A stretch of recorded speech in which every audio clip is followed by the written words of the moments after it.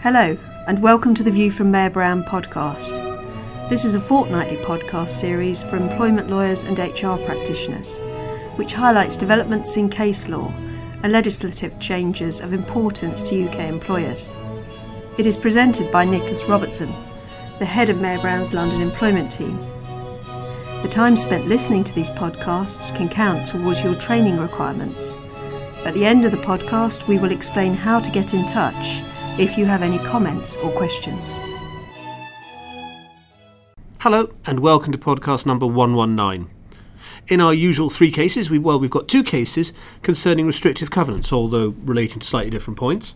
And we've got a third case on tribunal procedure and whether multiple claimants can submit a single tribunal claim form. This is an important point because it's something that arises from time to time and will, I think, arise a lot more in the future. I'll explain when we get there. And finally, as part of my ongoing mission to provide cultural snippets from the front lines, I'm going to bang on about the Latitude Festival, which I was at last year. 10th time in a row going to that particular festival. As usual, don't forget, you can access the podcast via its iTunes, Mayor Brown website, it's on the YouTube, Twitter feed, Nicholas Robertson at Nicholas ROBER11. And of course, that's where we post out the links to all the cases that we discuss on the podcast. So, what we're going to start with. Let's start with Egon Zehnder and Mary Tillman. This is a case on the enforcement of non-competition covenants. It's an interim injunction, but it was accepted that the outcome of the interim injunction would effectively determine the outcome of the case because it wouldn't be possible to get a full trial on before the restricted covenant in question had expired. So there was a greater degree of consideration of the actual evidence between the parties and the merits, although of course this would still have been done on the basis of the statements rather than oral evidence and cross-examination. But I think it does make the court's decision all the more significant because the claimant's case had to get over a higher hurdle to get the injunction than is ordinarily the case. Let's start with the facts, which to a significant extent don't seem to be disputed issues in the judgment. Egon Zehnder Group does executive search and advisory services for its clients. The group focuses at a very senior level, senior executives and so on, and it's described by the court, the High Court in this case, as having a very specialised function. Projects can often take an average of 6 months from start to completion. The relationship with their corporate clients develops into a trusted advisor relationship rather than simply a service provider. The Egon Zehnder Group operates in many countries around the world with locally incorporated company in each country where it operates. The claimant was hired by the UK company. However, her work wasn't limited to working in the UK. At the level of in the job market where the group operates, it's providing services to clients often with a considerable transnational effect. And so it was described as a considerable cross-group transnational engagement between the various entities. As the way the court put it, the best candidate for a UK role might be currently working outside the UK. The claimant had had a distinguished career in investment banking before she was recruited to work in the financial services group at Egon Zehnder. Now, there are three basic levels: consultant, and then principal, and then highest of all partner. They're all employees, so these are just job titles rather than category of individual.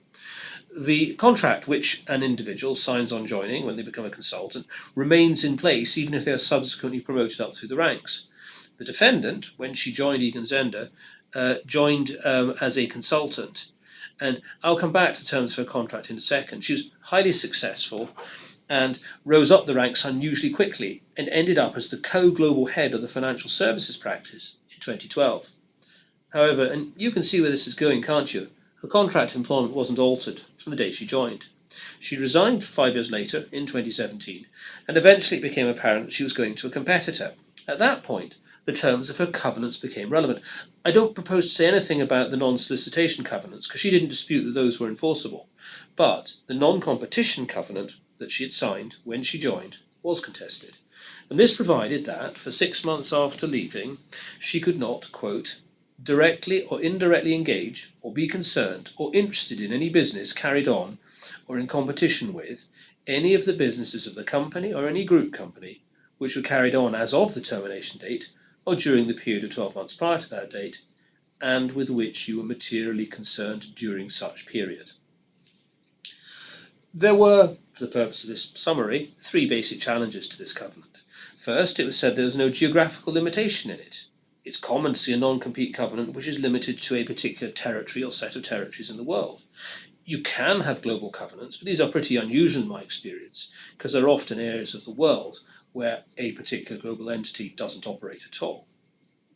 Secondly, it was said the covenant was too wide because it prohibited any sort of shareholding in a competitor, and clearly there were percentages below which it would be immaterial if someone merely had a small shareholding for the purpose of investment. Therefore, it was said the covenant was too wide. And thirdly, there was the issue to be addressed as to whether or not the covenant was reasonable when it was entered into, given that she was at that point only a consultant rather than the co-global head.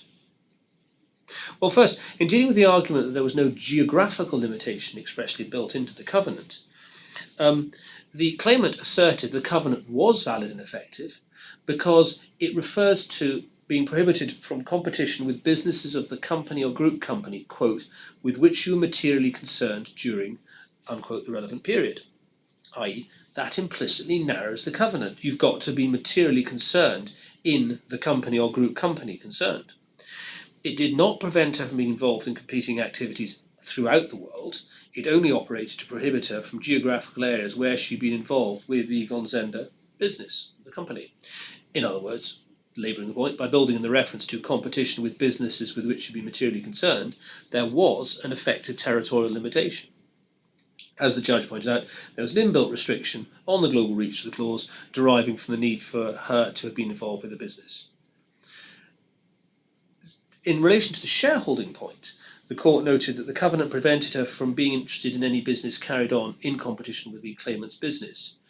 And it was said to be that this had to be directly or indirectly interested in any business. The judge decided this phrase, directly or indirectly interested in any business, was ambiguous, but by looking at the surrounding circumstances, he could deduce that the clause was not intended to cover shareholdings at all, and therefore the fact there wasn't a carve-out for a minor shareholding did not matter. Final point was in some ways the most interesting one. This was the extent to which, when assessing the covenant, the court was tied to looking at the situation when the defendant entered into the covenant, or whether some form of look forward was permitted. The court took a relatively nuanced approach on this, I think. It was clear that the covenant had to be assessed at the point at which it was entered into. However, the parties contemplated that she would go on to the sort of heights that she had in fact achieved. But the court did not accept it to be appropriate on the facts here to judge the covenants on the basis of that assumed promotion. Whilst that might have been hoped for by the parties, it was not sufficiently clear that it would be achieved.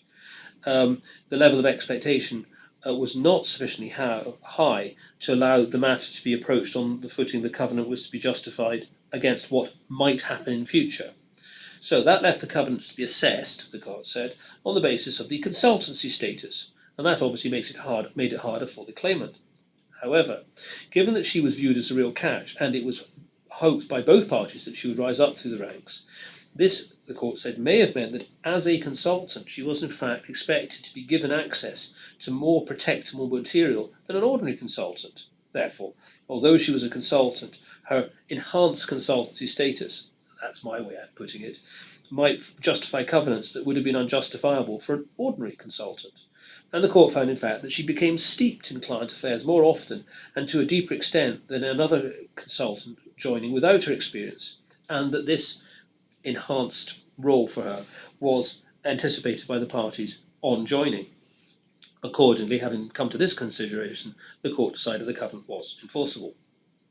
I think the case has some useful learning points in it. Certainly my initial reaction, if I had seen a non-compete covenant without a geographical restriction in it, would have been to assume that it had to be justified on a worldwide basis or not at all. So that's definitely a learning point. Secondly, the court's approach to the issue of future promotions is pretty clear-cut, and with all respect, makes eminent sense. Unless there is a really clear understanding that someone is definitely going to go up through the ranks, it would seem odd to assess the covenants on the basis that they might be promoted. However, someone who joins with favoured status, if I can put it that way, and who's introduced to more business as a result of that favoured status, clearly the parties may well have an expectation that that person is going to be given more access to more material more quickly, and that enhanced access, enhanced experience, can be taken into account in judging the effectiveness of the covenant. As I understand it, the case is going, or has gone on appeal to the Court of Appeal, so it'll be interesting to see if there's any follow-up on this, and if there is, I will definitely put it into the next available podcast. So that's Egon Zehnder Limited and Mary Tillman. Next up, case of the ICAP Management Services Limited and Berry and BGC Services Holdings Limited. This is another significant restricted covenant battle which is fought in the inter-dealer broker area. And I want to take out a much bigger case, one specific point, which I think is of general importance. The case as a whole, and believe me, I am summarising this part very broadly indeed, concerned the recruitment by an individual employed at ICAP to go over to BGC. It was said that this individual did not need to honour his restrictive covenants or his full notice period because he had the right to opt out of his contract pursuant to the transfer regulations. He asserted there had been a de facto TUPE transfer following the acquisition of part of the ICAP business by Tullets. He said that in those circumstances, once he had become aware of the fact that there had been a de facto TUPE transfer, he was entitled to rely on that transfer to exercise his statutory right to opt out of a TUPE transfer, and that was what he proposed to do. That claim failed on the facts. It's a pretty unusual situation and obviously highly fact dependent, so I don't propose to say any more about it in this podcast. What I did want to talk about was the claim which ICAP brought against the new employer, BGC, as part and parcel of litigation. Having established that there had been no TUPE transfer, and therefore Mr. Berry, the employee, was restrained from breaking his contract with ICAP, ICAP added into the mix a claim against BGC for having induced Mr. Berry for going to work at BGC in breach of his contract with ICAP. ICAP's argument for asserting that BGC had induced Mr. Berry to breach his contract was on the basis that, first of all, Mr. Berry was, in fact, in breach of contract. Tick. Secondly, BGC would inevitably have been aware that Mr. Berry had an implied duty of fidelity, and that getting him to work for BGC when he should have been working for ICAP would obviously be a breach of that duty of fidelity. Thirdly, they said that the TUPE argument, i.e. that he had the right to opt out and was therefore free to join BGC, was obviously an unreasonable belief. The judge dealt with this point very briefly at the end of an otherwise fairly lengthy decision. He dismissed the inducement claim against BGC. He said he'd listened to BGC's evidence as to what they had understood the position to be when they'd taken Mr. Berry on. They had taken legal advice, but, crucially, they decided not to disclose what that legal advice was. The judge said that although they had not disclosed this legal advice, this did not prevent them giving evidence as to the advice they had received, and the view that BGC had consequently taken as the application of TUPE.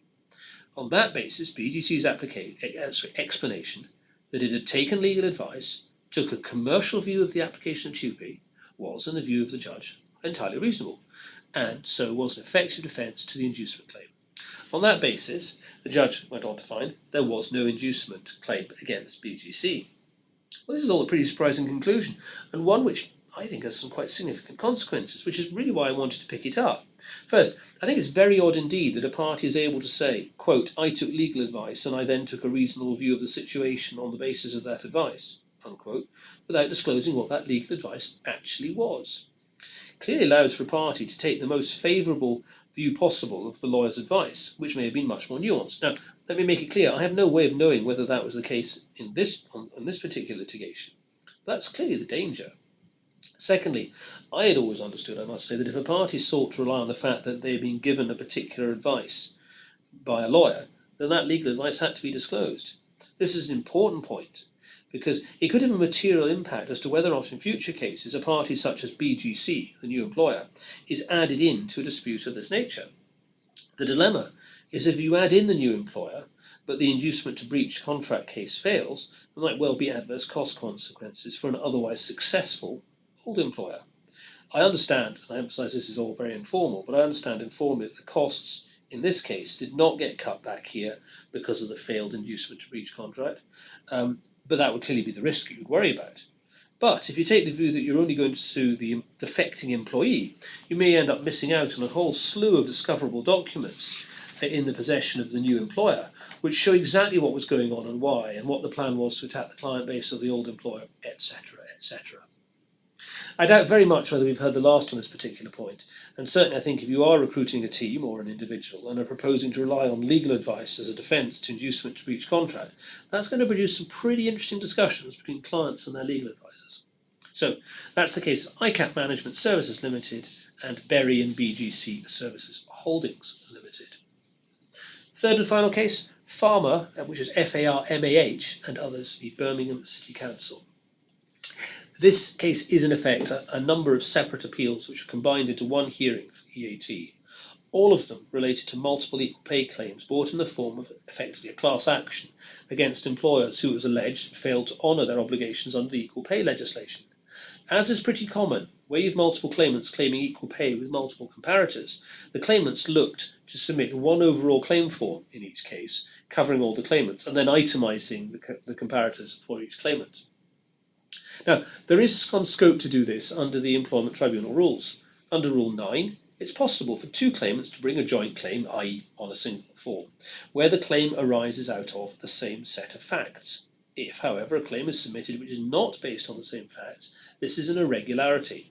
Although an irregularity does not automatically mean the case has to be rejected as void, this is clearly a risk. Tribunals can strike out an irregular claim, or restrict the parties from taking part in the proceedings, can award costs, can simply wade through the irregularity. It really is up to the tribunal.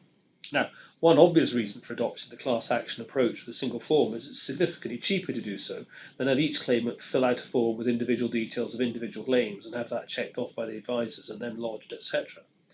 Clearly, the paperwork would be much simpler for the single form, but it's also a question of tribunal fees. At the moment, each equal pay claim costs £250 to issue.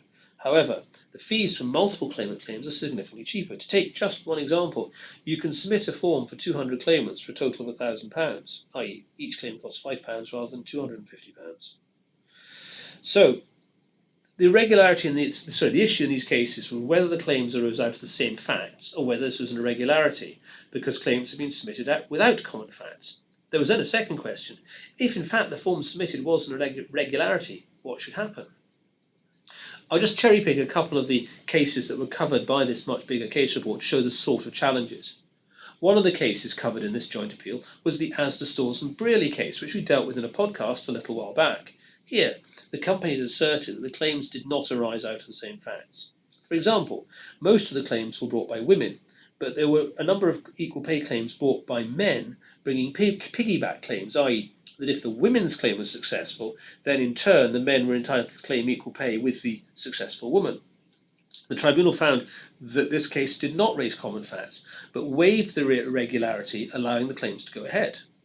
In the Birmingham City Council case, there were 48 claimants. 23 of them had exactly the same job title and were looking at common comparators. There were then a variety of other claimants doing various different jobs, but had all been included in the equal pay claim.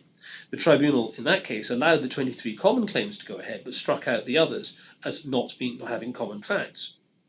These cases all went up to the AT, and the outcome was the judge took a fairly conservative approach to the issue of what amounts to common facts, permitting claimants to lodge a single form. The AT said the facts had to be the facts that were relevant to proving the claim. That's what your common facts are, or those are the facts that have to be common. Therefore, if two claimants were comparing themselves to different comparators, the claim does not arise out of the same facts.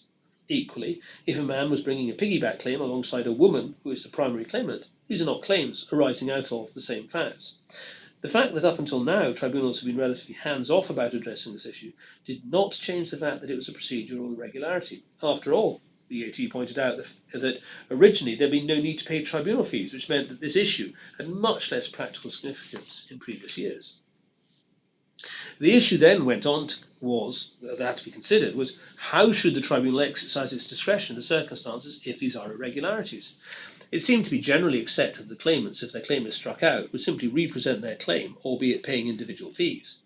Equally, it might be that their loss period was reduced because they would not be able to go back as far as in history as in seeking claims for the alleged underpay. The EAT went on to identify in pretty general terms the sorts of things tribunals could take into account in deciding what to do about the irregularity. And some of these are pretty obvious. The circumstances in which the irregularity arose, and why were all the claims included on one form? What was the relative prejudice that would be suffered by the party?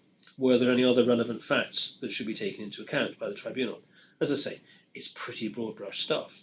But one key point the EAT made was that if a claim form includes claims that arise out of different facts, This renders the claim form an irregularity for all the claims covered by the claim form. Therefore, in the Birmingham City Council case, where they permitted the 23 common claims to go forward while striking out the 25 uncommon claims, if I can put it that way, that was a mistake. This was a procedural irregularity for all of the claims that were on that form, so all of the claims were irregular. The EAT also pointed out that if the reason for putting uncommon cases together on a single form is to avoid paying tribunal fees, that is likely to be highly material in the exercise of their discretion as to what is to happen. I am sure that we've not heard the last of this point. I don't know whether this case is due to go to the Court of Appeal or any of the constituent cases. It wouldn't surprise me in the least if it did. Requiring claimants to pay £250 each for the start of effectively a class action is going to be exceedingly unpopular with claimant lawyers. Similarly, if the Employment Tribunal then does start to strike individuals out for irregularities, you can see the claimants appealing. And if the tribunal does not, you can see the employers appealing. What have they got to lose? This clearly is not, for instance, limited to equal pay claims only, and so claimant advisors are going to be well advised to be cautious about bringing claims with multiple claimants on a single form. Conversely, where employers receive a single claim form covering multiple claimants seeking a strikeout on the grounds of regularity, it's going to be a pretty much automatic response for employers for the foreseeable future. So that's the case of Farmer and others at Birmingham City Council. Thank you very much indeed for listening. It's always a pleasure. Thank you also for Anna, who got in touch to ask why there had been irregular gaps appearing in the podcast. And the answer, of course, was because of the holidays. But rest assured, there's no plans to cease production of the podcast just yet. I said I'd bang on as well about Latitude, the Latitude Festival. It's 10th year I've been to Latitude now, and I really enjoy it. It's a fantastic festival, wide range of things.